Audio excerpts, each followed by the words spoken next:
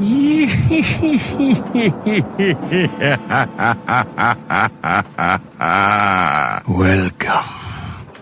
to Biff's Mystery Theater.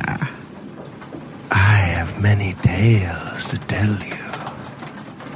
Ghost stories, murder stories, and tales that will make your bones chill.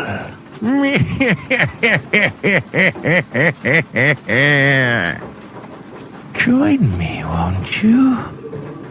For Theater of the Mind, where you always have the best seat in the house.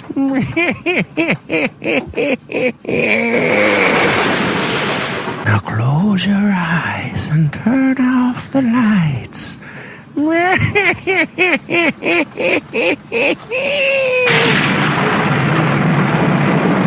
You, finding life rather dull, dreaming again of exotic places, wishing you were somewhere else?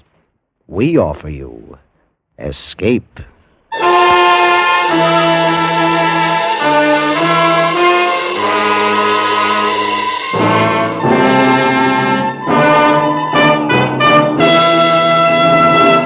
In the spirit of the Christmas season and its magic effect on all men, Escape brings you a charming fantasy about a small boy who discovered a delightful new world and lived forever after in its enchantment, as Anthony Ellis tells it in The Cave.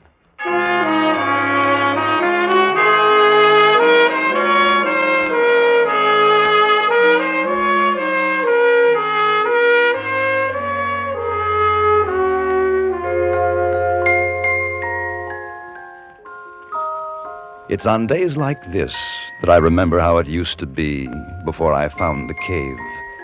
This day in particular. Of course, it's hard to see everything as it really was. Time has a habit of distorting the memories. Memories. Christmas. Christmas Day. Oh, what a long time ago that was. I was 10. And an unpopular uncle had distinguished himself by giving me a flashlight. And it was enormous. 4 batteries and a most incredible gleam to its metal case. I couldn't wait to try it out.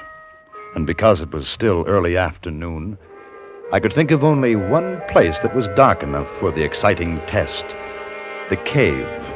The big cave whose mouth was near the sand dunes and whose recess was rumored to be miles deep. George Fennell and I had never ventured more than 200 yards or so inside, but on that Christmas afternoon I knew that the cold darkness of the cave would have no fears for George and me. We met near the dunes as arranged to compare notes on our respective Christmas presents. It was quite warm, and the snow was beginning to melt in patches. A few gulls were wheeling about nearby. It was as I have remembered it all my life. That's keen. Listen, I bet it'd work like a searchlight tonight. I guess it would, all right. Maybe they'll let us stay up tonight. If it doesn't get cold, we could play pirate. I used my new gun. I thought we might go in the cave this afternoon. Hey, that's keen. Oh, maybe they'll get sore. I had to get all dressed up today. Don't get dirty. Besides, we could go a real long way inside with this. I wouldn't want to go in too far. They say the cave goes off in a lot of tunnels. You can get lost. Maybe. If you haven't got a flashlight. Sure, that's right. And with my gun, sure, we can explore. Come on, I'll race you to the cave.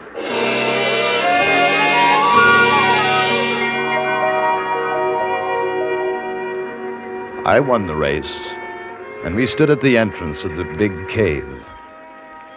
The arch had a span of about 25 feet, but just inside, it widened until the walls were 70 feet apart and the ceiling was over 50. As we passed from sunlight to shadow, I turned for a moment and looked down to the sea. At the water's edge, a gull stood, motionless, looking up at us, and then, solemnly, as though with disapproval, it too turned about and gazed out over the water. The opening of the cave receded, and became small, and we went deeper and deeper. Shine it up there, Dan. Way up. Okay. Gee, I bet that's high. A mile, I guess. You're dilly, a mile. Maybe 100 feet. Psst. Bang, bang. Boy, that's keen. Just like a real gun. Come on, let's look the cave down here. It looks like a turn, see? Well, okay, but we better not go too far. What's the matter, you scared? Heck no, but... Well, I gotta get back for dinner. They'll get awful sore if I'm late. Oh, you won't be late, come on. I want to see what's around here. Okay, hold the light on my gun. I gotta reload.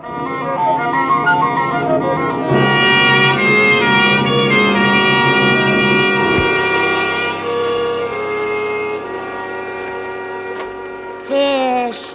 Who ever heard of fish in a stream like this? Where'd they come from, huh? Where? I don't know. They say there are fish in caves sometimes. Blind fish. That's dilly. What are you stopping for? We gotta go back now. Why? Because it's late. Besides, how do you know which tunnel we took? How? Maybe we could get lost. Listen.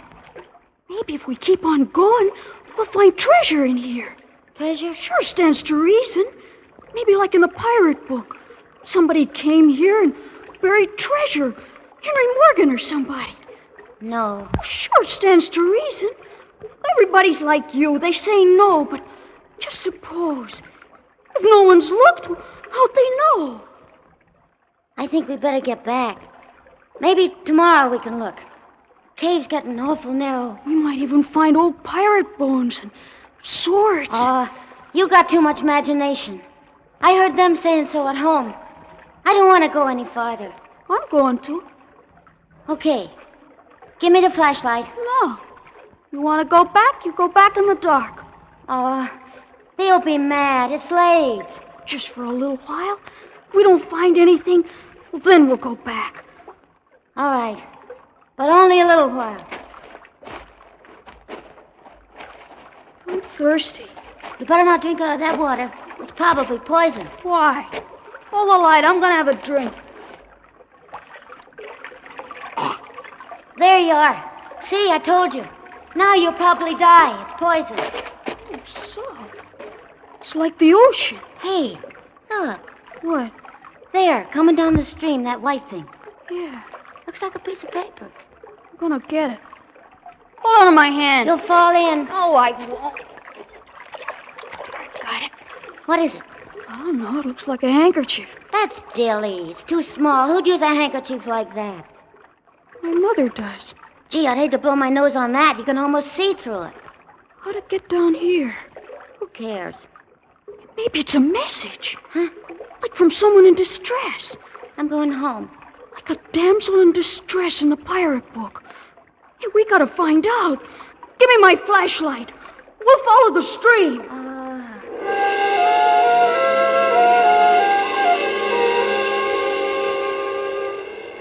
We followed the stream. We walked by it as the cave twisted and curved. We didn't notice the passageway, which had been getting smaller all the time, suddenly widen out, and the stream, which was becoming a river, and the river... The river! Hey! What? Where's the other side of the water? There isn't any. It keeps going. It's like a lake. Or maybe a sea. There's little waves. Dan. Huh? Turn the light around. The walls are gone. There's no walls. There's gotta be. It's a cave. There's no top to it either. It's just too high to see, that's all. Let's go home. Let's go home right now. What are you afraid of? I'm not, but I'm hungry and it's Christmas and... Well, I got things to play with. Come on, Dan. Come on, I want to get outside. What'd you do that for? Turn on the light. Turn it on. Don't you notice something? You turn that on. Give it to me. Oh, wait a minute. I want you to see something. I'll turn it on. You give it to me. I'm not going to play with you anymore. You give it. See what you've done? It's all your fault. I didn't want to come in here anyway. How are we going to get back? It's dark. No, it isn't. That's what I wanted you to see. Look up there. I don't see anything. You will. Oh. There's like stars. Way up. That's what it is. It's stars.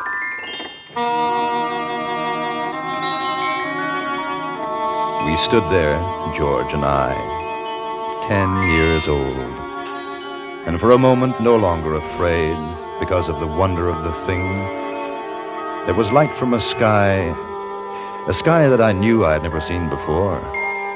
Yet I knew I was still in the big cave because when I spoke, the echo of my voice returned. It's beautiful. I can't find it. The water's too deep. Dan. That's funny. You're always saying that. It's not going to be funny when we can't get home. Listen. Dan! Dan! Now you do it. What for? It's just an old echo. Go on. George.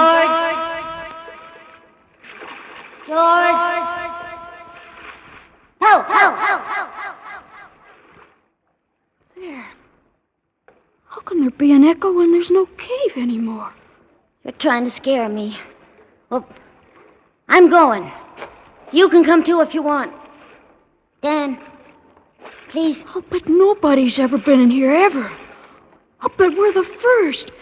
Except for pirates, maybe. I wish we could see more. If my mother hadn't taken away my matches, we could find our way out okay. Gollies, it's night. Come on. Please. I'm hungry. Somebody's here. Somebody else. Sounds like it's over there. No, don't go, Dan. Dan, I'm scared. I don't like this place. Go home if you want to. I can see someone. Look. Gee. He's digging in the sand. Don't let's go any closer, Dan.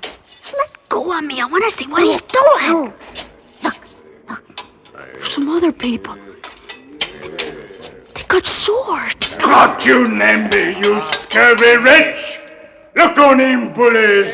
No! Don't hit me, Captain! I just wanted to see if the treasure was still there. It's the truth, I did. I'll show you what's there, you pot-bellied toad! No! No, Captain! No! You're killing me! No, please, no! I wasn't touching the treasure! Don't hit me again! Don't kill me! Kill you? I haven't started to kill you yet, Namby. Come on, bullies! Lie on! We'll exercise our appetites for the feast!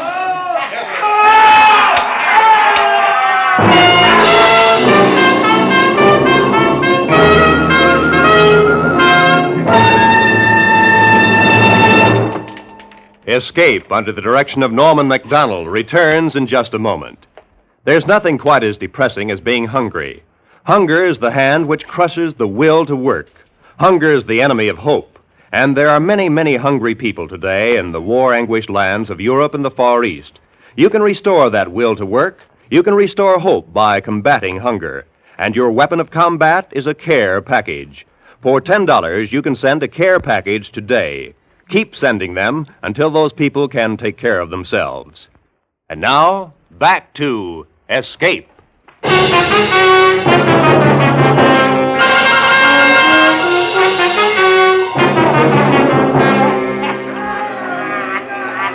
that faint light from the stars of another world, the world of the big cave, George and I watched. We could only see shadows until someone lit a lantern. And then I knew that I'd been right. Pirates! Pirates! I want to go home. Pirates they were. The most glorious, the gaudiest pirates to sail under the Jolly Roger. The leader was a huge man with a fine, bushy beard and a voice like the trombone in the village band. How shall we cook him, bullies? Broiled or steamed? No, Captain, no! He's too tough a morsel for that, Captain. I say, roast him. Aye, Shill. Roast it'll be. Nothing like roast Namby, I always say. We'll cut out his heart first and feed it to the dog. I feed him. Namby, you lily-livered aggravation, say your prayer. He's gonna kill him. I don't want to watch him. Shh. Who was that? I don't know, Captain. Sounded like a boy. A boy? A boy? Mayhap 'twas the Lady Alicia. Bilge. She's in the dungeon, Gunfallen. Aye, that's true. It came from over there. Hold the lantern high, Shill. They'll get us, Dan. We gotta run. Don't be afraid. If you're not afraid, nothing can happen. Do you see anything, Gunfallen? You know it, but save us all. 'Tis a boy. There's two of them. Well, scupper me. Boy, huh? Hold the little demon. That's it. Boys. Two small boys. What'll we do with them, Captain? Hang them, I say. Hang them. They're out of the treasure. You! Were it not Christmas, Namby, I should have turned you inside out. Hold your bliss a blethering jaw. Aye, Captain. Aye, aye. Boy, what's your name? Dan Embry, sir. On that one. George. George. He's my friend, George. George Fennel. His father's a policeman.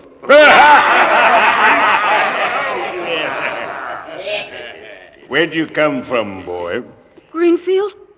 That's outside the cave. Cave? What cave? What do you do here? Whose spies are you? Answer up! Just exploring. We got here, that's all. Exploring? Where's your ship? We didn't come in a ship. What, no ship? They're boys, Captain. What harm can they do? Come, it's Christmas. I say feed them and send them on their way. What's Christmas got to do with it? If they're spies, it's the plank for them. We're not spies. Honest. We'll look into this further. Meantime, the goose and suckling pig should be ready. I say it's time for the feast. How say you, bullies? Are you hungry, boy? Yes, sir. And him? He's hungry, too. Then join us, and Merry Christmas. For no man can say Captain Blackton lacks the Christian spirit. Am I right, Namby? You're right, Captain. Right as rain. I'd have slit your gullet had you said me nay. Merry Christmas. And break out the rum barrel.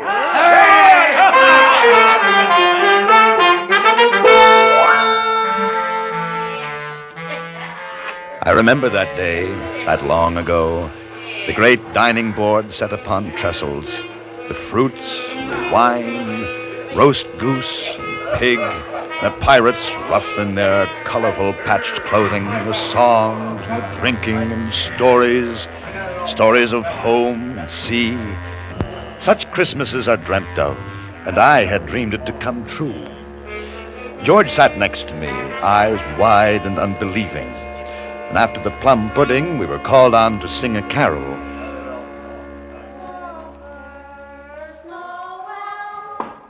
And as we sang, they became quiet, and each sat lost with his own thoughts of sweetness and sadness. The little man Namby, bird-like and asleep. Gunfallen, thin as a twig, a patch over one eye, and the other kindly and wise. Shill and the captain with tears coursing down their cheeks. These were my pirates, my own. Born is the King of Israel. Well done.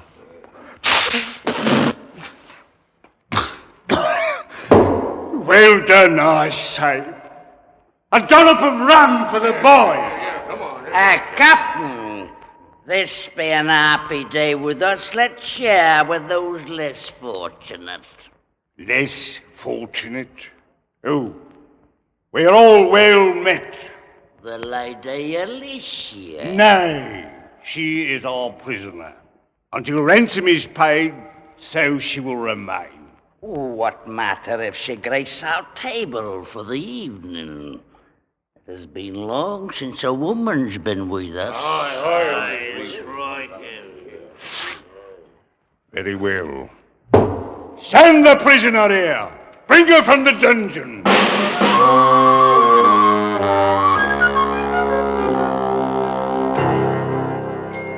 Then I thought of the fine lace handkerchief we had found in the stream. Would this prisoner, the Lady Alicia, would she have sent the message of distress? And how?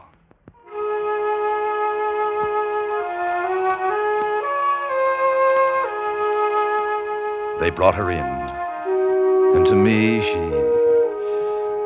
she looked as she should have looked, the most beautiful lady in the world, gowned in silks, with a pale but proud face.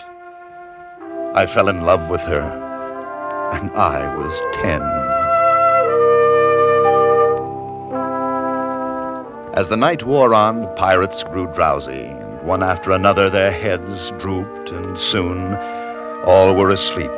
Even George, sitting small in his great chair, nodded. I went to the Lady Alicia's side. It was your handkerchief we found in the stream, wasn't it? Yes, I had not dared to hope. But they have you locked in a dungeon. Beyond my windows a running brook. I prayed that when I dropped the kerchief, it would by some happy chance be discovered. I found it all right. You are very brave to have come here. How long have they kept you in prison? 6 months now. We were sailing to the Indies. Our ship was taken, and I alone survived. Now they hold me for ransom. That's terrible. Gosh, I wish I could do something to save you. There is nothing. I know I'm not very big, but maybe I could fight them. There are too many for you. Dan, they're all asleep. Come on, we can get away now. Let's go home. Home? Sure, our folks are going to be mad. George, we gotta save her. If you could but escape and deliver a message to my father. Sure, okay. Where does he live? London, Lord Basingstoke. He will reward you well. Sure, but we gotta go now. I don't want to leave you. They'll be angry when they wake up.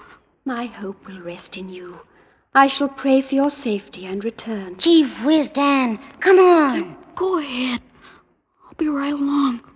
Okay, but hurry up. I'll wait by the water.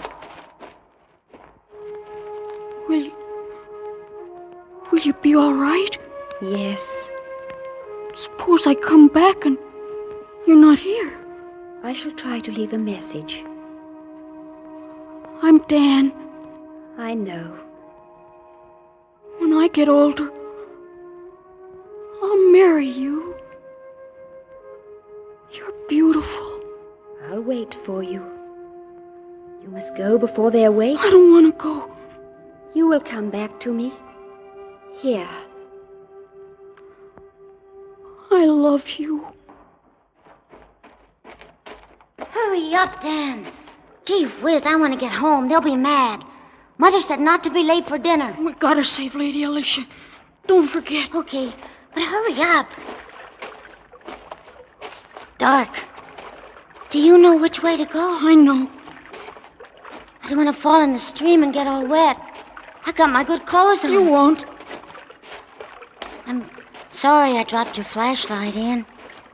I'll save up and get you another. I don't mind. I bet it's awful late. I'm glad it's Christmas. Maybe they won't mind. We followed the tunnels one to the other. The stream flowed with us, urging us on. It was dark, but I knew the way. We felt along the damp walls of the cave, and at every step we moved further away from my world. And suddenly, from a great distance, we saw a tiny circle of light, a dot which grew and grew until it was the size of a gold sovereign. There it is, Dan. It's the entrance. And it's still light out. I won't be late for dinner. And I was afraid. I was afraid because I knew that if I stepped out into that sunlight, I should never be able to find my way back again. Never. Hey, what are you stopping for? Why? George? If we run, we can be home before the sun goes down. For Pete's sake, Dan, what's the matter with you? I'm not coming with you. Oh, gee, what's the... I gotta go back. Go back? What do you want to do that for? I got to. I don't want to leave her. The pirates. I want to go back. Pirates? Who? Lady Alicia. Gee whiz, Dan. Come on, it was only a game. Come on. You've forgotten. I knew you would. I'm not going with you. You better. I'm going to tell your mother. You'll get it. Goodbye, George. Dan? Dan! Come back. Dan, what's the matter with you? Dan?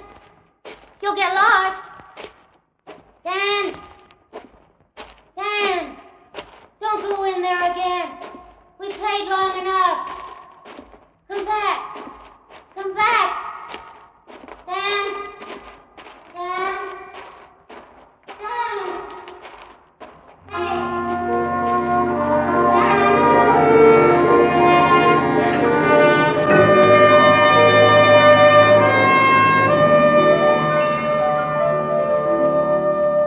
I turned away from George and the speck of light that was outside. His voice followed me, plaintive and lonely. And then as I found the stream again, there was no sound but that of gentle water and my own steps. And the stream became a river, and the river broadened, and the walls of the cave fell away, and I'd found my pirates again.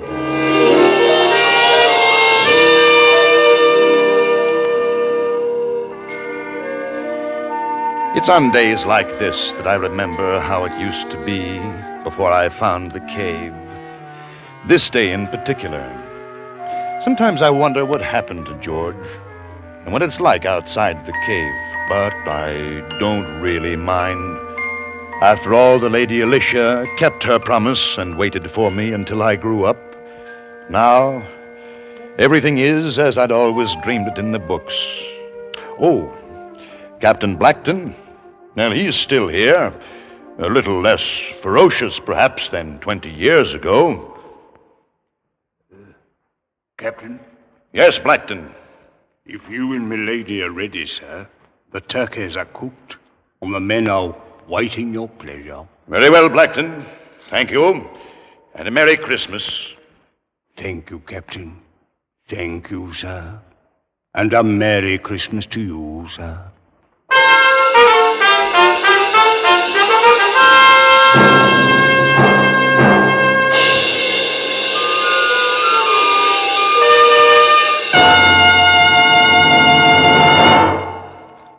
Under the direction of Norman MacDonald, Escape has brought you The Cave by Anthony Ellis.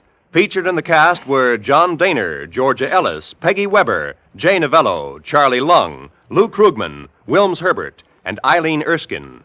The special music for Escape was composed and conducted by Ivan Ditmars.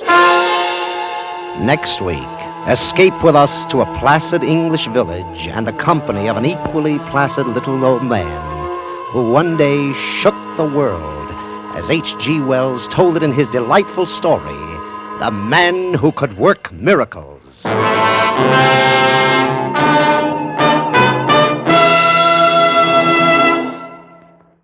Where does the world stand? Where is it heading as 1951 approaches? Next Sunday, CBS will bring you an exciting, timely appraisal of the world situation and some of the answers when 10 top CBS News correspondents are heard in a special broadcast entitled The Challenge of the 50s, Years of Crises.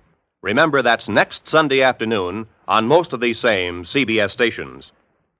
Now, stay tuned for Make Believe Town, which follows immediately on most of these same CBS stations. Roy Rowan speaking.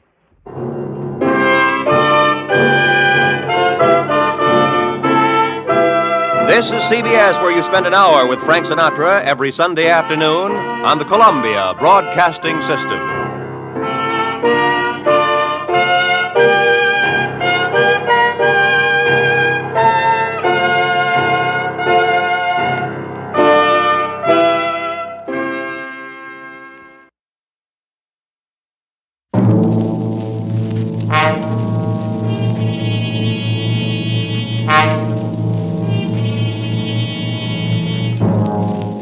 You are trapped in the dark cellar of your home. Beside you is the murdered body of your wife. And above at the front door are your friends looking for you, tracking you down, cutting off your escape.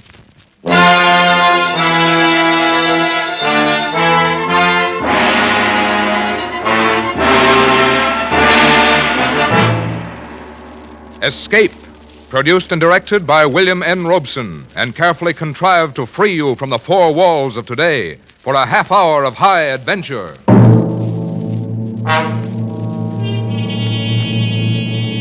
Tonight we escape to a university town in England and a household where hate holds sway, as we listen to John Collier's famous story, Back for Christmas.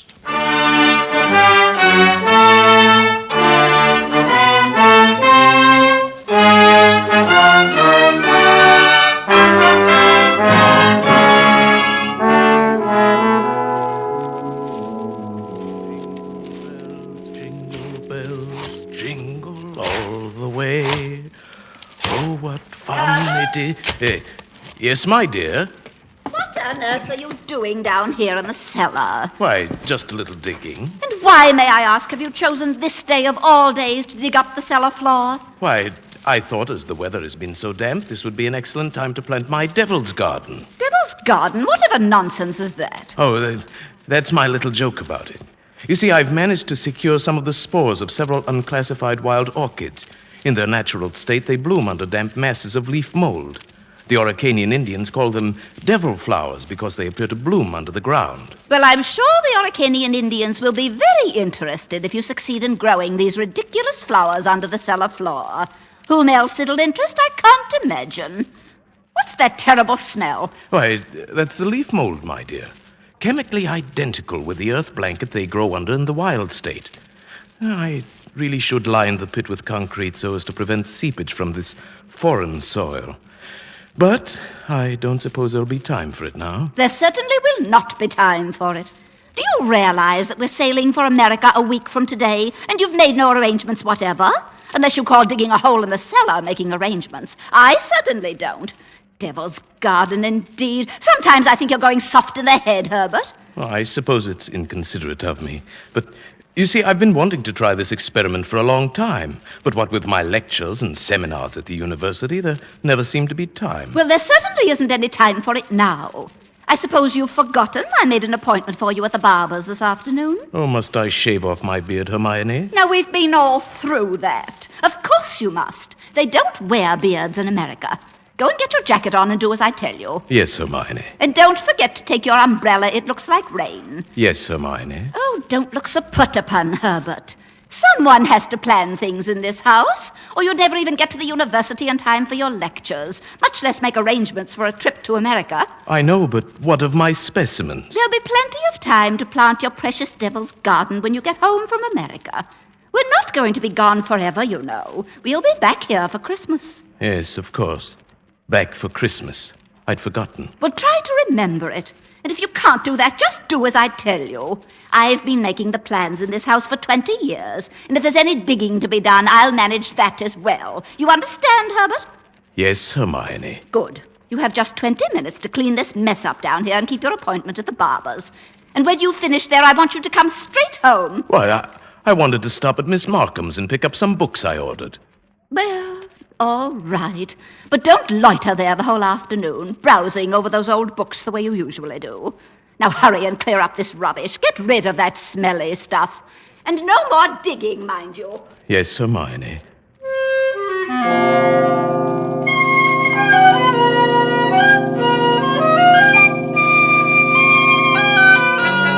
Yes, Hermione.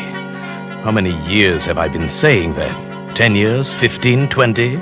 Clear up the rubbish. Yes, Hermione. Don't forget your umbrella. Yes, Hermione. Do this, do that. Yes, Hermione. Yes, yes, yes. How much longer can I stand this?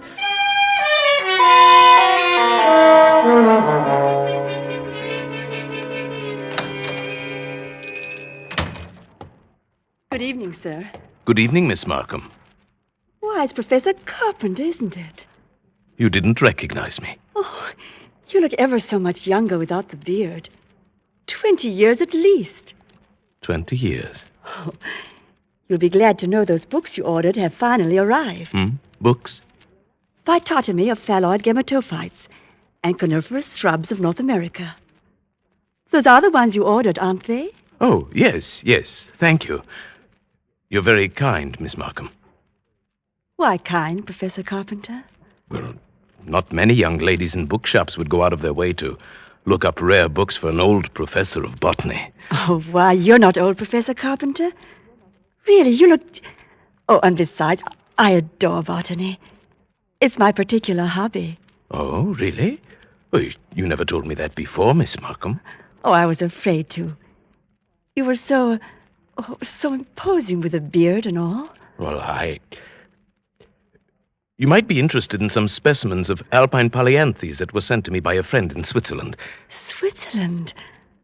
I used to go there for my holidays before the war. You like Switzerland? Oh, I love every part of it.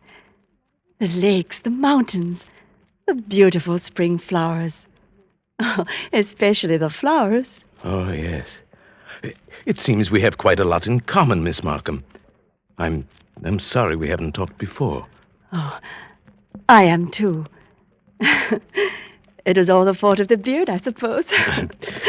Miss Markham, forgive me if this sounds foolish, but I feel that shaving off my beard is the most important thing I've done for 20 years. Oh, it is. I'm sure it is.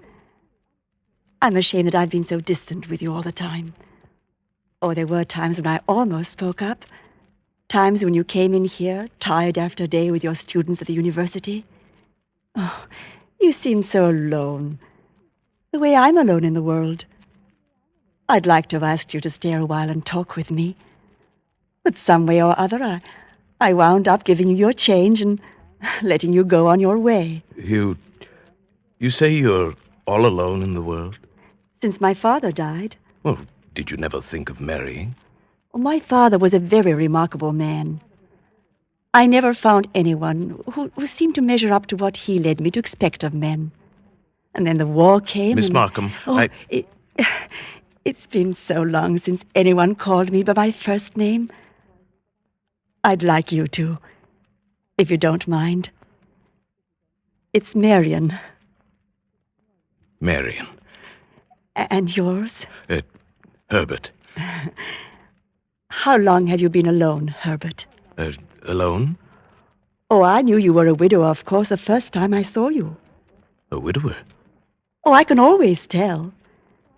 There's a certain sadness in a man's eyes. A sweet sadness, I think, when he's been married and then... A widower? I never thought of it in quite that way. Oh, perhaps I shouldn't be talking like this. But I've often wondered what she must have been like. Your wife, I mean. Hermione? Not an easy woman to forget. Very strong, always managing things. The house, my wardrobe, my friends. When we dined at a restaurant, she even ordered my food. She was always managing things. You might say she managed herself to death. Oh, poor woman. She must have loved you very much. But she needn't have put herself out so. It's plain to see you don't need things managed for you. You need companionship, I think. Someone sympathetic with your work. But the last thing on earth you need is a manager. How well you put it. The last thing on earth.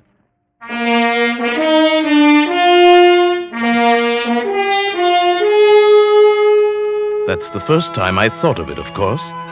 But suddenly a whole new world opened up before my eyes. Marion and America No more of Hermione's planning my life for me.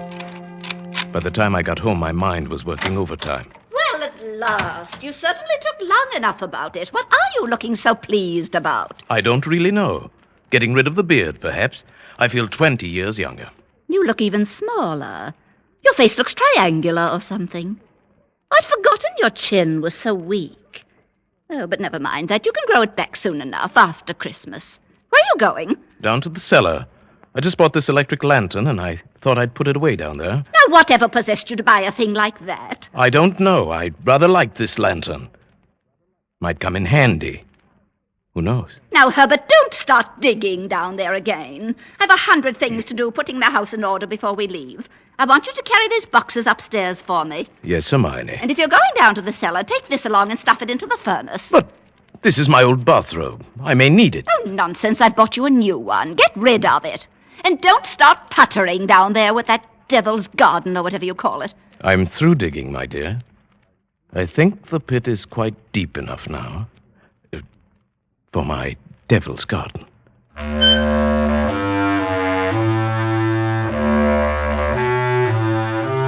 It would all have to be carefully planned, of course. Just as carefully planned as Hermione was planning the trip to America. We both went about our respective engagements as the days passed. I spent all the time I could with Marion, and finally she consented. And then it was the last day, the big day, the day we were to sail for America. Operator! Operator, are you there? I'm still waiting on that call to Salisbury. Oh, well, put them on quickly. Hello? Is this Paul Holt & Sons? Mrs. Herbert Carpenter here. Did you receive my letter? Oh, good. Now remember, we'll be back for Christmas, and I want the job done without fail. What's that?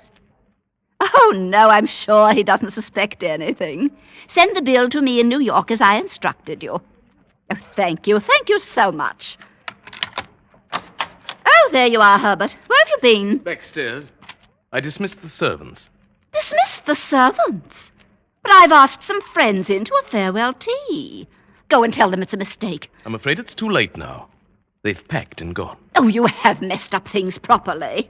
How many times have I told you to leave things to me? I make the plans around here. Yes, Hermione. You'll have to do better than this when I plan the trip home, or we'll never in the world be back for Christmas. Back for Christmas, back for Christmas. Must you keep saying that? Well, why not? We are coming back for Christmas, aren't we? Supposing I were offered a professorship in one of those wealthy American universities. Nonsense. Americans care nothing for botany. Luther Burbank was an American. Well, that's different. What have you ever done except muck around in the dirt with a lot of roots and tubers? They've asked me to lecture. That means something. Of course they asked you to lecture. Americans are paid to hear any foreigner deliver a lecture once. Now, there's no use getting yourself in a state about this, Herbert. No doubt this extra money will come in very handy when we arrive back for Christmas. Precisely. And it's no good you're making a joke of it. Heaven knows where you'd be today if I hadn't got a sense of time. Yes, my dear Hermione. And since you've been so foolish as to dismiss the servants, you may empty the ashtrays and straighten up this room while we're waiting for the guests to arrive. I'm going upstairs to change. Call me when they get here. Yes, Hermione. Yes, Hermione. Yes, Hermione. For 20 years, Hermione, always so right, thought of everything. Well, not quite everything. She's dressing now. Safe to call Marion. Oh, if Marion were to change her mind now, if she had any idea I was not a widower. Hello? Hello? Marion? Herbert? No, my darling. Nothing's wrong. My plans are the same, unless you've changed. Good. We'll meet in New York as we planned. Yes, I do love you, my darling. Herbert? I'm sorry, I can't talk any longer. Yes, I'll meet you in New York a week from tomorrow without fail. Goodbye till then. Herbert, were you talking on the phone just now? Yes, Hermione. Whoever was it? Freddie Sinclair, of course. Oh, didn't I hear you say something about meeting somebody in New York? Why, yes. Old Freddie said he might possibly get out to America before we leave, and I said, of course, we'd meet him there if he decides to go. That seems very peculiar. But then all of your friends are peculiar. Yes, Hermione. And just look at your jacket. Have you been digging in that cellar again? Yes, Hermione. Well, there's no need for it. You can't possibly get that Devil's Garden thing finished. Go and change your clothes before the guests arrive. Yes, Hermione. Oh, never mind. I see somebody coming up the walk now. Go and let them in. Yes, Hermione. Herbert, Yes, my dear. look out the window. There's Professor and Mrs. Hewitt. But who's that with them? Why, I... Precisely. Freddie Sinclair. Peculiar. You should have been talking to him on the phone not 3 minutes ago. And now here he is. Yes. Yes, isn't it? But then, as you say, Hermione, all of my friends are peculiar. Not half so peculiar as you. Digging in the cellar an hour before we leave for America. Just look at yourself. And now that I think of it... Yes, Hermione? Oh, never mind. Go and let them in. You were going to ask me something, Hermione. But the hole I'm digging in the cellar. Oh, good heavens. Stop rolling your eyes about that way. One would think you were digging a grave down there instead of a storage bin. Yes, Hermione. What's that? I said yes, Hermione. Oh, bother. Open the door and stop saying yes, Hermione. I think, my dear, I've said it for the last time.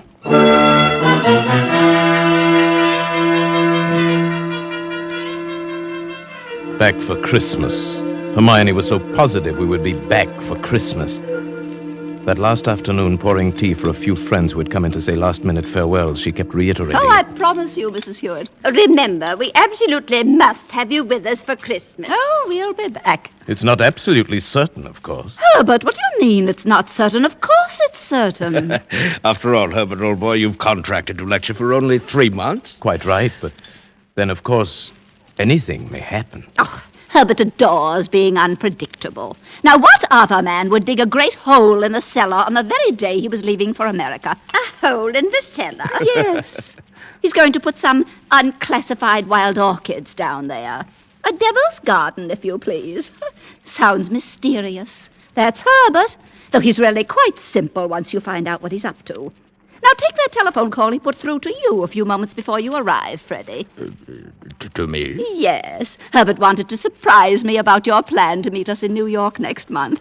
That's why he called, of course, to ask you not to mention it. But, my dear Hermione, Herbert couldn't possibly have telephoned me within the past hour. I've been walking in the park since 3. He didn't telephone you? Well, how could he? And as for my going to America... Oh, now, come, Freddie. You may as well own up. Hermione has found me out again. But, Herbert, old chap, I really don't understand. There. You see what a poor liar Herbert makes. He's red as a beetroot. Aren't you ashamed of yourself, Professor? Stringing poor Hermione along like that. And as for you, Freddie, I'm furious you said nothing to us about going to America. But look here, old girl, I've been trying to tell everyone that I have no... stuff and nonsense. The game's gone on long enough. Perhaps Herbert's merely planning a surprise for me. Yes, let's leave it at that, my dear. Well, we must start getting ready. It was marvelous of you to come in to say goodbye. And don't worry about Herbert's little jokes. I will bring him back for Christmas. You may rely on it. They all believed her. For years, she'd been promising me for dinner parties, garden parties, committees. And the promises had always been kept. This time, they wouldn't be. I'd seen to that. The servants were gone for good, the farewells all said. I had timed to the minute how long it would take to fill in the hole in the cellar, in my devil's garden. Upstairs in the bedroom, I undressed, folded my clothes over a chair, and put on my old bathrobe. Then I opened the door into Hermione's room. Are you ready, Herbert? Hermione, have you a moment to spare? Of course, my dear, I've just finished. Then do come in here for a moment. There's something rather extraordinary here. Good heavens, Herbert, what are you lounging about in that filthy old bathrobe for? I told you to put it into the furnace. I shall do it today, yes. I really will, I promise. Well, high time. Now, what is it you want to show me? In the bathroom here. Just look. Who in the world do you suppose dropped a gold chain down the bathtub drain? Nobody has, of course. Nobody wears such a thing in this house. Then what's it doing there? I don't see anything. Here. I'll hold this flashlight for you. If you lean right over, you can see it shining deep down. Oh, such a lot of nonsense. Just whisper. I don't see it, Herbert. Go on looking, Hermione. In just a moment. Herbert, I absolutely refuse to wait. Herbert, what are you doing?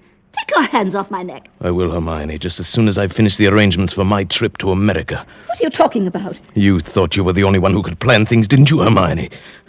Well, I've been making some plans of my own this past week. In exactly 2 minutes, you'll be dead, Hermione. You see? 2 minutes. I've planned it very accurately. You'll never get away with it. Let me go. I thought you'd say that, but I will get away with it. You won't mind the smell of the leaf mold down in the cellar when I take you there today. Yes, that's where you're going, Hermione. Into my devil's garden that annoyed you so much. Oh. The soil is full of clay. It won't settle too much. In a month or so, it won't even look as if it had been dug up. My friends, they all expect me back for Christmas. Hmm. If they don't hear from me, they'll wonder. And if I don't come back, they'll start asking questions. Oh, no, they won't. Because you'll write them letters, Hermione. On the typewriter, as you always do. They'll be signed H in that neat, cryptic way you always sign your notes to your friends. Let me up. No. It won't work, Herbert. You never were any good at planning things. Oh, but I've changed, my dear. I've learned from watching you all these years. The lecture people in America, they'll expect you to be traveling with your wife. I will be traveling with my wife. But her name will not be Hermione. Fortunately, they'd never met you. I'll write a few letters home for you. Then fewer and fewer. Write letters signed with my own name. Always expecting to get back, but never quite able to. Keep the house 1 year, and then another and another. They'll get used to it. Might even come back alone in a year or two and clear it up properly. Say you died in America. Nobody will ever suspect you're lying under the floor of the cellar in this very house. Oh, but it won't work, I tell you. That pit you dug in the cellar, I can assure you, my dear Hermione, it will serve its purpose well. Sorry, my dear. I've got to get this done on schedule. You have just 5 seconds to say your prayers. Herbert, you must listen. The cellar. Don't do it, Herbert. Herbert! Oh. Hey!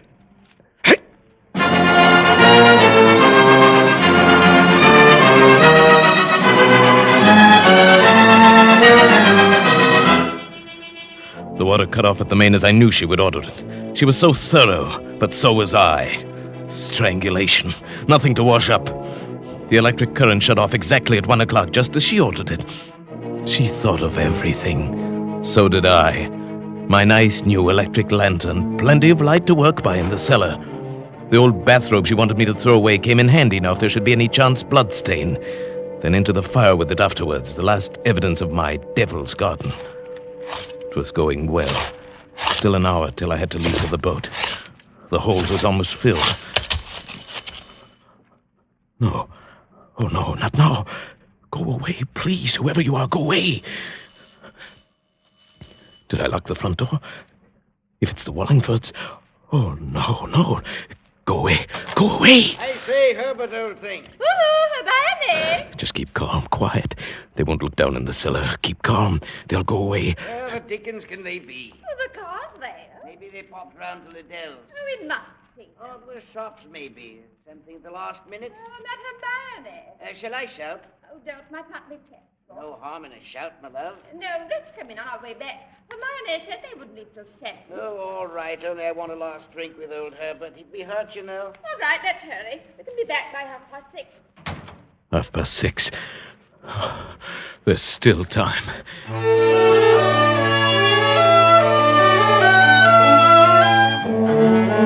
After that, it was easy. Put the finishing touches on the Devil's Garden, dress fast, get out of the house before 6:30, take the boat trade to Southampton and board the ship for America. All according to plan. Hermione's plan.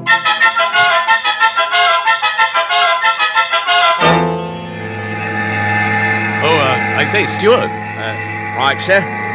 My wife is indisposed. She'll be taking her meals in our stateroom. Oh, for the old voyage? Yes, for the whole voyage.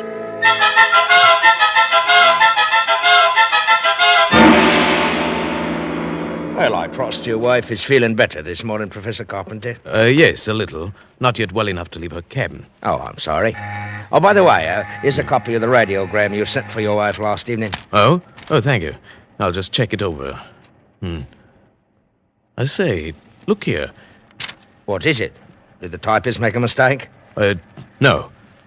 No, nothing important. She can correct it later.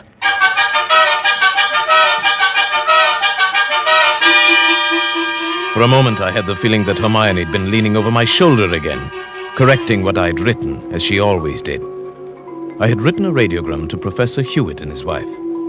Haven't been out of my cabin the whole beastly trip. Herbert well.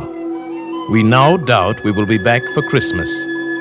The copy read, we no doubt will be back for Christmas. Exactly what Hermione would have written. The rest of the voyage was uneventful, and Marion and I met in New York and were married just as we'd planned. Just as we'd planned.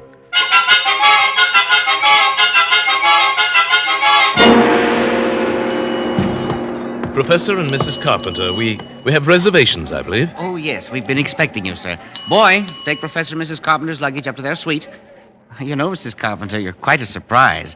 Your letter reserving the rooms was so thorough. I was expecting an older, more forbidding sort of person, frankly, ma'am. Oh, no. As a matter of fact, we're just married. But my letter reserving the room. I wrote the letter, my dear, and signed it Mrs. Herbert Carpenter. Purely a joke. Oh, what a cunning old fox you are, Herbert. Now that I think of it, I am, rather. Oh, I almost forgot. There's a letter for you, Mrs. Carpenter. A letter for me? I wonder who on earth... Well, we shall find out in good time. Come along, my dear. We're keeping the boy waiting.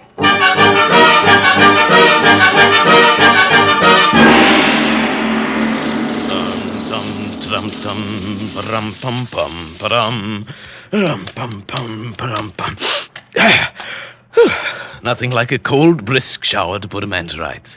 Herbert, this letter... Oh, yes, the letter. Dry my hair, will you, dear?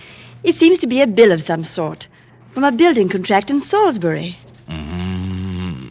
Oh, bother. Dry your own hair. Oh, thank you, my sweet. Let's see this bill or whatever it is. It's very puzzling. Herbert. You were a widower, weren't you? I mean, Hermione isn't still alive. I can assure you she is not. Let's have that letter. Dear Madam, this is to acknowledge your order, together with the key... Together with the keys to your house in Launceston Place. Our men had no difficulty in finding the place where your husband had begun the excavation in the cellar, but apparently changed his mind at the last moment and filled it in again.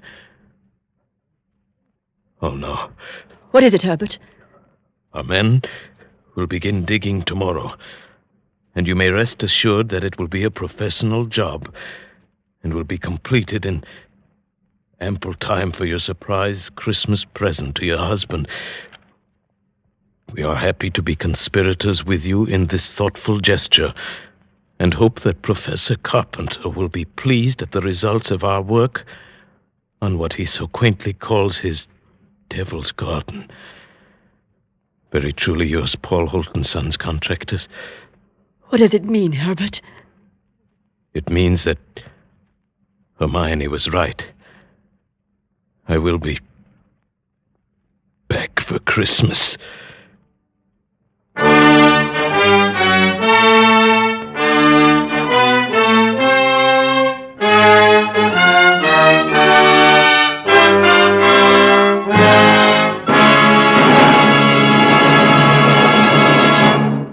Escape is produced and directed by William N. Robeson, and tonight brought you Back for Christmas by John Collier. Adapted for radio by Robert Tallman, with Paul Frees as Herbert, Eleanor Audley as Hermione, and Marta Metrovich as Marion. Music is conceived and conducted by Cy Fuhrer. Next week... You were lost in a London fog, exhausted and frantic, unsure if the figures looming around you are real or creatures of your fear. And behind you, pursuing you, intent on killing you, lurks a murderer from whom you must escape.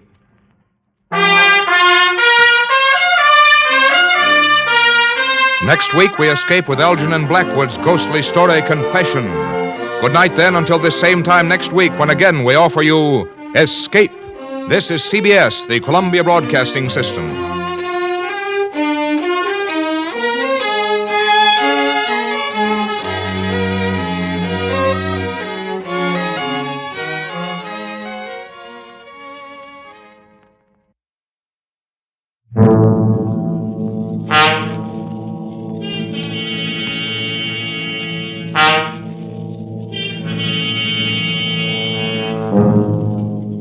lost in a London fog, uncertain whether the figures looming around you are real or creatures of your imagination. And somewhere in the wet grayness lurks a murderer from whom you must escape.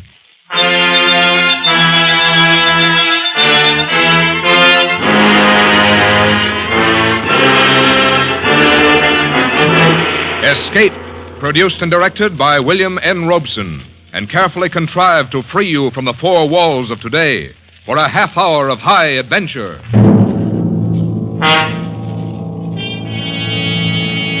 Tonight, we escape to a fog-shrouded city and the terror of a shell-shocked mind, as Algernon Blackwood describes them in his ghostly story, Confession.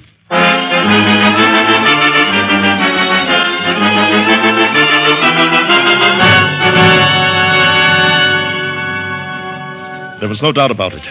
The woman was dead. Her cheek was cold to my touch. The head of the long, sharp hatpin protruded from her breast above the heart. She was dead, murdered. And I stood there by the bed, my brain whirling crazily.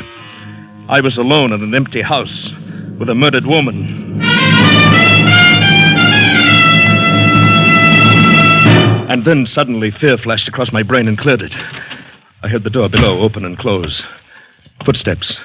Someone was coming across the downstairs hall, onto the stairs. Coming up here. In a moment I would be discovered. In a moment someone would walk into this room and see me standing over the body. In a moment my escape would be cut off. Quickly I slipped across the hall and into another of the empty bedrooms. I leaned against the closed door, breathing heavily, listening to those steps come closer. Would he look into any of the other bedrooms first? Would I be discovered here? He passed my door and went into the room, straight in, closed the door behind him. Then he knew where to come. I waited a moment, waited for some sound, some gasp of discovery. There was none. Then he knew what to expect. I must escape quickly before he came out of that room. I started down the stairs, carefully, to avoid any sound.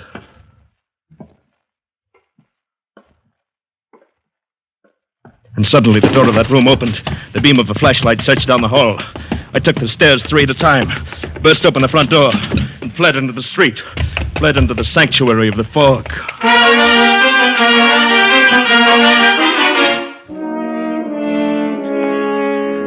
How long and how far I ran, I do not know. I could see nothing, feel nothing but the clammy dampness of the fog. I don't know whether he was still following me or not. I ran out of sheer terror, up one street, down another, with no idea of where I was or where I was going. Perhaps I was running in circles. Perhaps I would run right back to the house. Well, I stopped. I leaned heavily against the wall. My hands were shaking as I raised them to my perspiring face. I held them there to steady them, ran them through my wet hair. My hat. I didn't have it. I'd left my hat back there in that room, on the bed beside that dead woman. And it had my initials in it.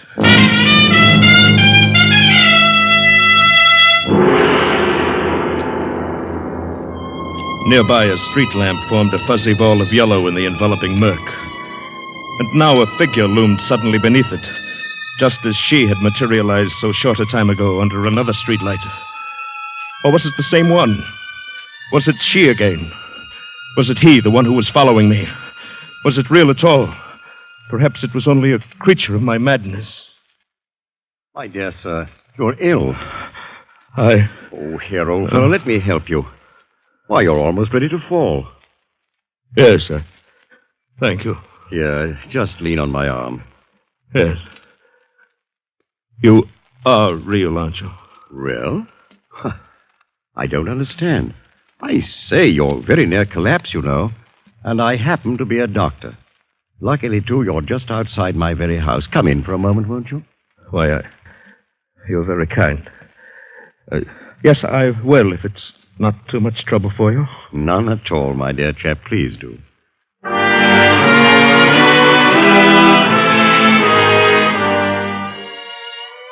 Within 5 minutes, I was seated in a comfortable chair before a toasting fire, sipping a hot cup of tea. I could feel my nerves relaxing. But the traces of my illness must have been clear on my face, because my host observed. Your trouble is shell shock, isn't it? Why, yes, how did you know? I've been in the service, and I'm a doctor. Of course, I only meant I'm supposed to be recovered, or almost. But I got lost in the fog, felt ill suddenly. Terrified, you know. I know. You should never have been out on a night like this. If you've got far to go, you'd better let me put you up. You're very kind indeed, but I don't want to be any trouble. Oh, no trouble at all. I'd like to be of help. It's the least we veterans can do for each other. Oh, the blasted war. Thank goodness it's over. You're not English, are you? No, Canadian. I haven't been demobilized yet. I'm still in the Army hospital at Regent's Park under the care of Dr. Henry. Ah, yes. Very good man. I'd say he's done well by you. Up till tonight, I mean. Yes. Of course, we had no idea there would be a fog. I still get in a panic when I feel all alone. Well, that's usual, but then there was something more than that tonight, wasn't there? What do you mean? Simply that you've had rather a severe shock quite recently, haven't you? How did you know that? My dear chap, I'm a doctor. My business to know. You were in much too agitated a state when I found you for me to suppose it could have been done simply by the fog. And, if I may hazard another guess, I should say it would be a relief to you and wise as well if you could unburden yourself to someone who would understand. Am I not right? Someone who would understand. That's just it. I doubt if there is anyone like that. It's so incredible. Oh, the more incredible, the greater your need to tell it. Repression in cases like yours can be dangerous, as you must know. You think you've hidden it, but it bides its time and it comes up later causing a lot of trouble. Confession, you know. Confession is good for the soul. Yes, I suppose you are right. But it is so wildly unbelievable. Since we're strangers, my belief or disbelief can make no difference. And I think I can promise you in advance that I shall believe all you have to say. Well, but I've got to tell somebody about it soon anyway. Cigarette to help with telling? Thank you.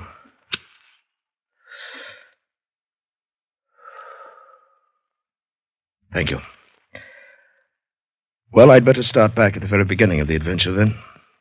It started today at the sanitarium. I've been there for some months, and today, when Dr. Henry called to check on me, I knew... Well, young man, you're as fit as a prize heifer and twice as frisky. The diet here must agree with you. I have no complaints, Doctor, but if I'm well again, then I'd like to get back into circulation. Will you listen to him, nurse, rushing things as usual?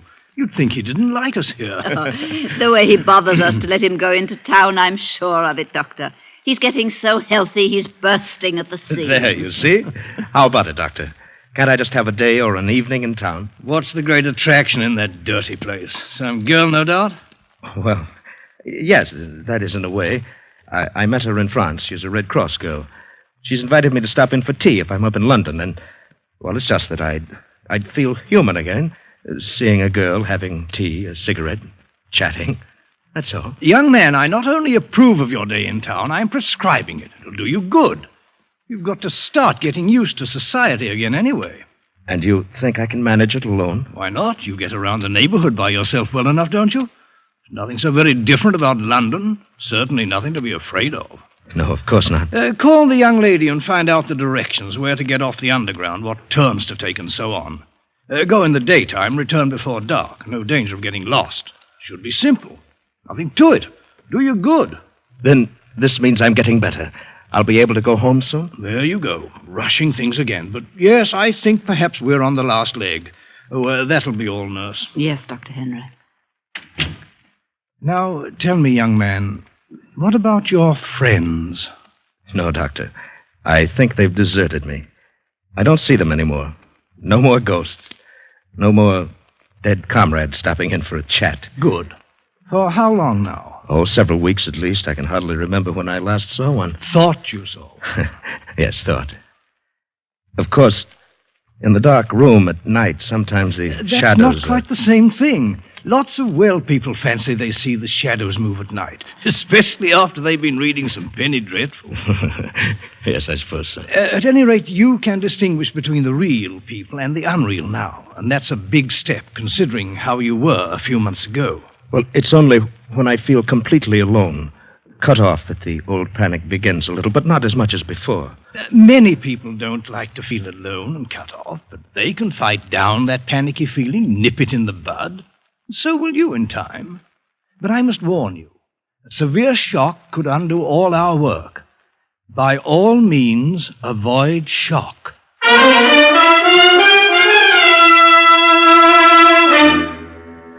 Avoid shock, he said. Very funny, isn't it? But who could have known then what would happen? How could I have suspected as I went about planning my day in town, my holiday? I called the girl, arranged our tea party. I was to be at her little house in Morley Place at 4. Fine the first time. The old Canadian backwoods instinct, she'll probably manage it better than any Londoner. Yes, I'm sure I will. It's near South Kensington Station, then. Exactly. You change at Piccadilly Circus Yes. without leaving the underground station and come to South Ken. That's 3 streets left from there, then 2 right, 1 more left, and right again into Morley Place. It's really not far. Oh, I'll find it, all right. Now, don't go to any great bother. Oh, you just leave that to me. This is a special occasion, you know. Till 4, then. Until 4. Yes. Thanks.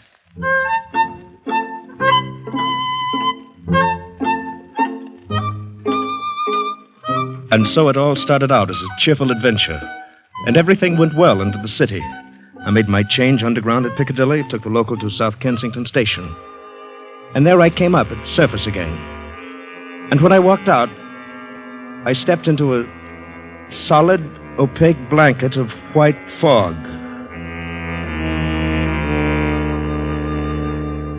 I could hear the traffic, the rumble of the city around me. I could hear footsteps, an occasional muffled voice. But I could see almost nothing. This is how a blind man feels then.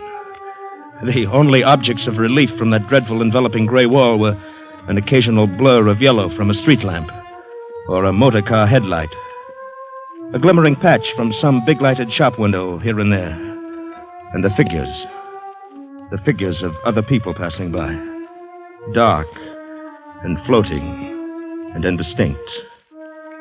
Or were they people? Might they not be those phantom figures again, just like the ones that haunted me before I went into the sanitarium? Ghostly, blurred figures of dead comrades from Dunkirk and Abbeville and the mud of Belgium. Ah, here comes another one. I can hear his cane tapping. Look closely now, make sure. There. He looked real enough, didn't he?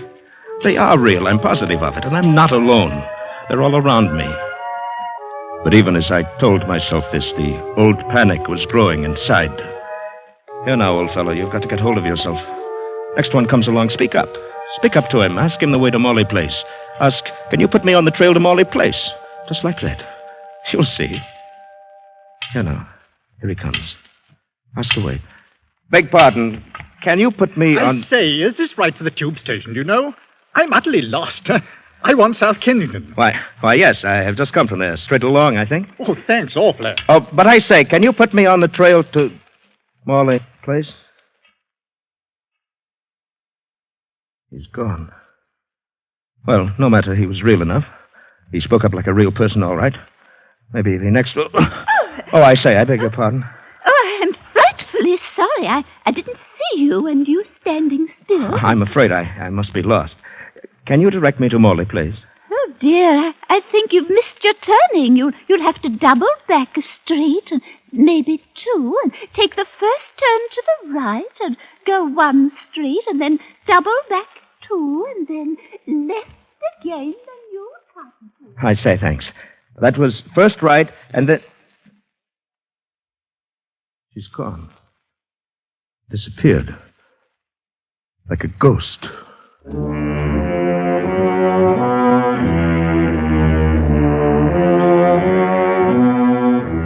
The panic was rising in me. They were real people, yes, but they appeared and disappeared so disconcertingly quickly. And when I turned off down the main street, there were fewer of them. I turned again and again. But I couldn't remember the directions.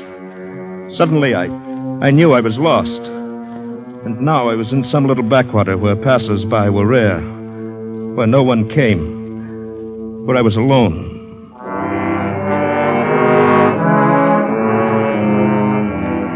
Now the panic swept over me. I stumbled on a curb. My cane swept empty air. I fell to the icy pavement. I was shaking so that I couldn't rise to my feet. I crawled across the open space of the street on my hands and knees. Only when I crossed the curb and felt a warm wall could I stand up again. And then I stood there, shaken and frantic.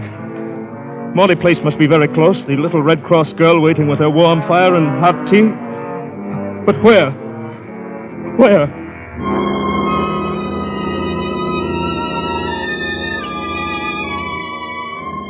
Suddenly, in the yellow blur of the nearest street lamp, a faint darkening of the fog caught my eye. It was not a figure this time. Only the shadow of the pole, grotesquely magnified. No, it moved. It came toward me. It was a figure, a woman. It came right up to me. Fear gripped me, and then I remembered the doctor's advice. Don't ignore them. Treat them as real. Speak to them and go with them. You will soon prove their unreality then, and they will leave you. And so I gripped the wall behind me and spoke to her. Lost your way like myself, haven't you, ma'am? Do you know where we are, Toll? Morley Place I'm looking for. Where am I? Well, I say you're more frightened than I am. May I help you? I'm lost. I've lost myself. I can't find my way back. Same here. I'm terrified of being alone, too. I've had shell shock, you know. Let's go together. We'll find our way together, eh? Who are you? Name's O'Reilly, Canadian.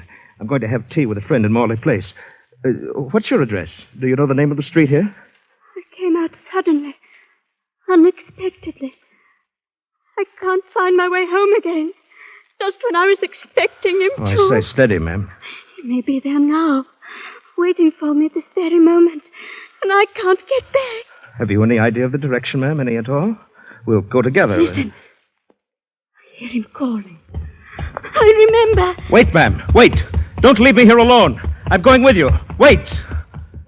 She was running fast through the fog. It was all I could do to keep up with her. But I felt I must not lose her or my own nerves would go to pieces. How she found her way in the fog, running so quickly, I didn't know, but I kept close on my heels, running hard. I could smell a faint perfume in the air, trailing behind her. A faintly familiar odor, but not pleasant. And then suddenly she stopped and turned into the gate, so suddenly that I almost bumped into her. Oh, is this in? You found it then. May I come in with you for a moment? Perhaps you'll let me telephone my doctor. Doctor? Yes, Dr. Henry at the Army Hospital. I'm in his care, you know. My home is somewhere here.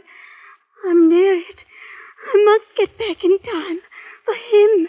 I must. He's coming to me. I say, ma'am. But she turned and walked toward the house. For a moment I hesitated. This woman was acting very strangely. But no matter, she was at least real, and I needed help. Quickly, I followed her up the steps across the porch. The door was ajar. She slipped through, and I followed into the dark house. It was so dark inside, I couldn't see anything at first. I stopped, groping. But she went on quickly, easily, as if she knew the way. She was ignoring me completely. I heard her steps cross the hall, go up the stairs quickly. I waited and listened. She walked along the hall upstairs.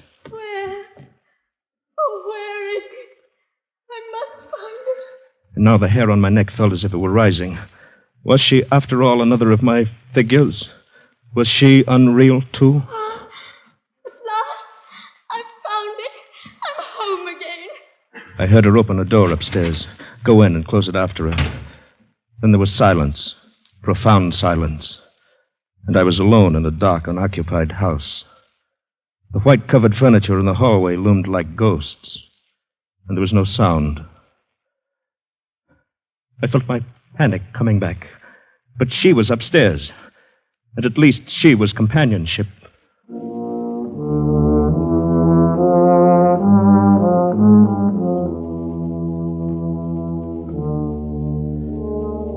I groped my way up the stairs. Along the upstairs hall. There was no sign of life. Where are you? I want to help you. Which room are you in? There was no answer. But as I put my hand on a table to steady myself, I felt something. It was a candle stump. With a gasp of relief, I took it up and lighted it. Now I could see a little. One by one, I tried the bedrooms. They were dusty and unused. The furniture covered, the mattresses rolled up on the beds. They were all alike. Until I opened the last door. Instantly, I knew this was it. I smelled the perfume. Only now I recognized it, understood why it was unpleasant to me. It was the smell of a hospital, of chloroform. And there was the woman, her dark fur coat wrapped around her, her jewels just showing at the neck. And she was stretched out on the bed, motionless. Instantly, I knew she was dead. In the next instant, I thought I would go mad. The blood on her face was congealing. Her skin was cold. I knew then that she'd been dead for an hour at least, and that what I saw in the street was not real. This was the shock that Dr. Henry had warned me to avoid. And what happened then? Well, I heard the door open up downstairs. Someone came in. The one she'd been expecting, no doubt. And suddenly I realized the danger of my being found there beside a woman who had obviously been murdered. Well, I slipped into another bedroom, and when he went into that room with her, I slipped out and crept downstairs. I stumbled and he heard me, and I came out. I ran down and out into the fog, into the street and away. How long I ran or where, I don't know. When I was exhausted, I stopped. And then you came and found me. Well, what do you think? Tall tale, isn't it? Yes. Strange, but not incredible. I see no reason to disbelieve anything you've told me. Things equally remarkable, equally incredible, happen every day in a big city. I know from personal experience. Oh, I could give you many instances. But the woman, I saw her, and yet she was already dead. Such things are hard to explain, perhaps cannot be explained, except, of course, your mind in its present state may still play tricks on you. Perhaps you saw a woman in the fog and followed her. You may have missed her and only thought you saw her go into that house. But what about the dead woman? She was real enough. Perhaps, perhaps not. She, too, may have been just fantasy. You may never have left the street. No, I'm sure of that, at least. I must believe it. She was real, and the man who came up the stairs was real. If I didn't believe that, I think I should go mad. Yes, perhaps that is important. Then, let me see. Have you any proof of what you saw? Something, perhaps, that you carried away with you? None. But wait. I left something there. My hat. I left it on the bed beside her body. My initials were in it. And so, if it was all real, I shall be getting a visit from the police one day soon. Perhaps. And then I'll know. And I'll be charged with murder. I don't think so. You think the police would believe this fantastic story? As I told you, many strange things happen in a city like this. For instance, I knew of a similar case many years ago. Strangely similar case. Almost a coincidence. Would you like to hear it? Yes, I suppose so. It happened during the last war. A colleague of mine, a surgeon now dead, married a charming girl, young and beautiful. He was wealthy, and they lived comfortably for many years. They seemed happy together. Then came the war, and he went overseas. His income was stopped, of course. The big house closed. His wife found life not so pleasant as before. And somehow she blamed her new hardships on him. You see, she was devoid of imagination, without any power for sacrifice. But she was still young and beautiful. The inevitable young man came along to console her. He was rich. They planned to go off somewhere. Only by chance, the husband came back from overseas suddenly. Just in the nick of time. Well, he should have let her go. He was well rid of her, I'd say. Well rid of her, yes. Only he decided to make the riddance final. he decided to kill her and her lover. You see, he loved her. He planned the time and place carefully. They met, he knew, in the big house, now closed. He waited for them there. The plan failed, however, in one important detail. She came at the appointed time, but without her lover. She found death waiting for her. Oh, completely painless death. But the lover did not come. The door had been left open for him. The house was deserted, and it was a foggy night, like tonight. But he did not come. Instead, a stranger came. And where was the surgeon all this time? Waiting outside, concealed in the fog. He saw the man go in, and he followed him to kill him. But the man was a stranger. He came in by chance, like you, to shelter from the fog. I think that I should... Why, what is the matter, sir? Well, I really must be going. Oh, of course, if you wish. Thank you for your kindness and hospitality. Oh, it's been a pleasure, young man. I enjoyed your story, although I confess I expected one a little different. Your coat. Thank you. I'll walk with you to the door and give you the directions. You're in luck. I think the fog's lifting a bit. Doctor, may I ask, your friend, the surgeon, was he ever caught? Ah, that's the part of the story I don't know. He was clever enough so that I doubt it. Unless he told somebody, made a confession. I see. And even so, unless that other person had some proof. Oh, by the way, you can't walk about in the fog without a hat. Here, it's an extra one of mine. You needn't trouble to return it. Thank you. Thank you very much.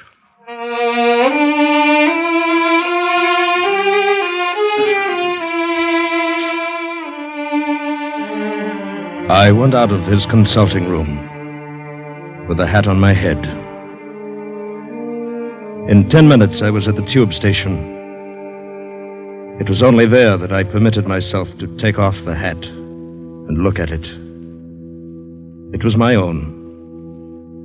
The hat I had left on the bed beside the dead woman.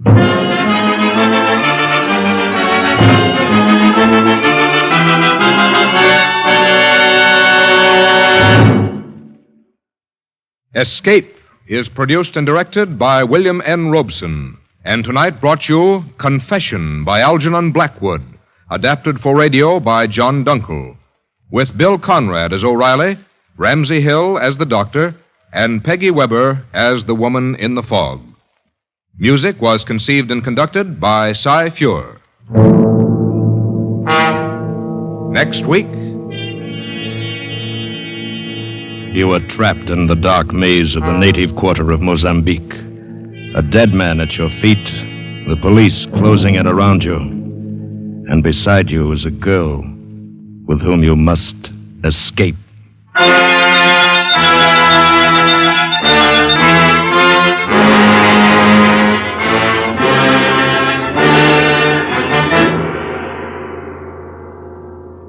Next week, we escape with Percival Gibbons' fast-moving adventure, Second Class Passenger.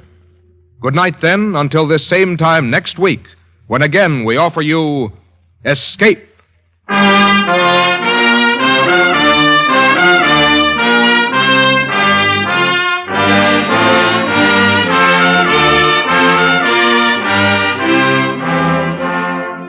This is CBS, the Columbia Broadcasting System.